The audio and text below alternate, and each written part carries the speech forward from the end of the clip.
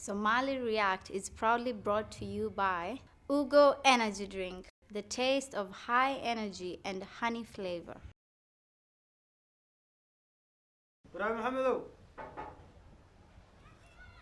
محمدو كفر وراء الباب وتذكراي.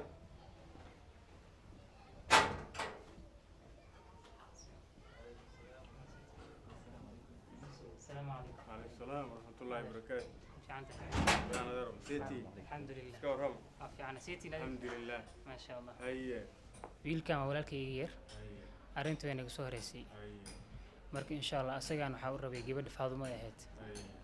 marka arrintaas aan kugu imaanay hooyo aabban way maqan yihiin marka halkaan aniga u joogo oo mas'uulka ah marka arrintaas u soconaa hadda inaan naga qaabishaarnay na soo dhaweyso ما يقدر سود وهذا هرتا كبروا وإيش يكتوركا هذي إذن كنا رجل النيرة باتين ده أضيال بالروين أتكن ستان مركا ما دام رجل النيرة تين دي ما لحد أنا وين قابلة يا مركا الريال وسود وهذا وسيدا إنيش يكتي كبر عبيه ذاني جواي مركا الريال وهذي الحر وين إيش يكتان ده عدتين يمشي كسو جدان reer qansax waa lagu yaqaanaa rag badan oo odayaal aan saaxiibanaha ku jira de maasha Allah aad baan inii soo dhaweynayaa marka de ninkan walaalka aan asbarano adeer magaca adeer macaan magacaygu waa Cabdiqani naam bal maxaad ka shaqaysaa oo shaqadaadu maxay tahay maxaad qabataa macallin quraan adeer macallin quraan anu laba shuruud baan wataa ama laba shardi gabadha horta waa ina siiyay oo hadda gabadhu waa inima diidin laakiin shuruudaha aan wato waa inaad soo buuxisaan midda koowaad gabadha meherkeedu $10,000 waay laakiin waxaan ku heshiinay $500 adeer $500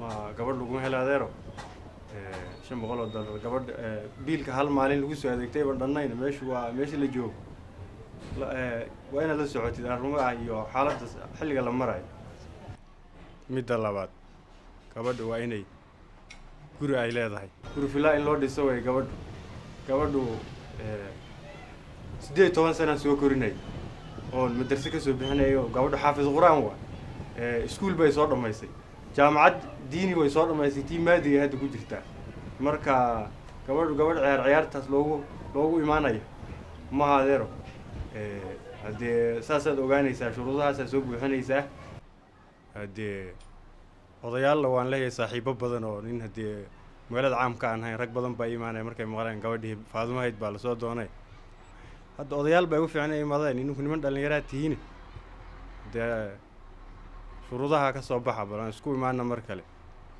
adeer assalaamu calaykum waa sii bixinaa insha Allah waalaikum salaam soo dhawaada